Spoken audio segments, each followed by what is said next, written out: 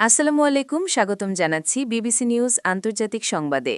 শুরুতেই সংবাদ শিরোনাম, এরপর বিস্তারিত। এবার ইরানের হয়ে লড়ার ঘোষণা দিল ইরাকের সশস্ত্র গোষ্ঠী। এবার নাগরিকদের দ্রুত ইরান ছাড়তে বলল চীন। অবিলম্বে যুদ্ধবিরতির আহ্বান জাতিসংঘ মহাসচিবের। বলিভিয়ায় টাকা ভর্তি বিমান বিধ্বস্ত, নিহত এক। দর্শক, এতক্ষণ শুনছিলেন সংবাদ শিরোনাম। এখন বিস্তারিত। আপনি যদি ইসরায়েলের ধ্বংস চান এবং মুসলিমদের পাশে থাকেন, তাহলে ভিডিওতে লাইক করে চ্যানেলটি অবশ্যই সাবস্ক্রাইব করে দিবেন এবং আপনার মূল্যবান মতামত অবশ্যই কমেন্টে লিখে জানিয়ে দিবেন। এখন বিস্তারিত। এবার ইরানের হয়ে লড়ার ঘোষণা দিল ইরাকের সশস্ত্র গোষ্ঠী। ইরানে মার্কিন হামলার হুমকি ক্রমেই বাড়ছে। চলমান আলোচনা ব্যর্থ হলে যুক্তরাষ্ট্র ইসলামী প্রজাতন্ত্রের ভূমিতে আগ্রাসন চালাতে পারে বলে আশঙ্কা আছে।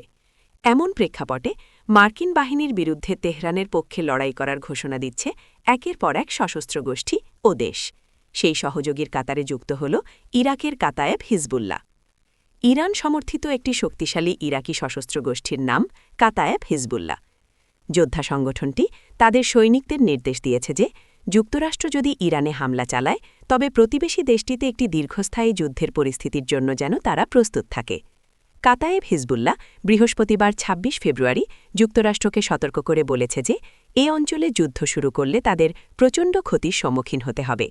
অন্যদিকে একটি সশস্ত্র উপদলের একজন কমান্ডার জানিয়েছেন যে হামলা হলে তাদের গোষ্ঠীর হস্তক্ষেপ করার প্রবল সম্ভাবনা আছে।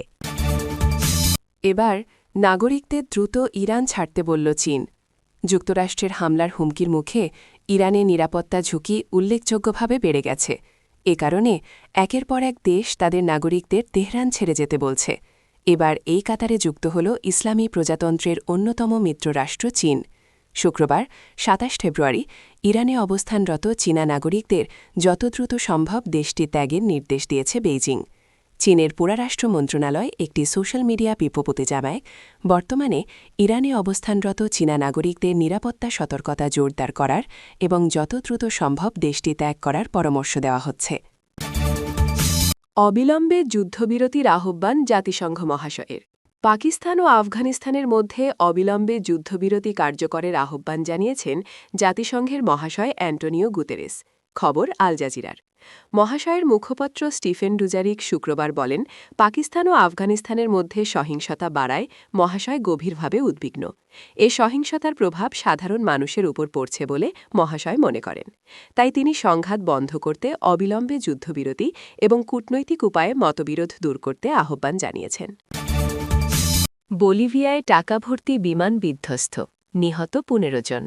দক্ষিণ আমেরিকা মহাদেশের রাষ্ট্র বলিভিয়ার রাজধানী লা পাজের কাছে বিধ্বস্ত হয়েছে দেশটির জাতীয় মুদ্রা বলিভিয়ানোতে পরিপূর্ণ একটি সামরিক কার্গো বিমান।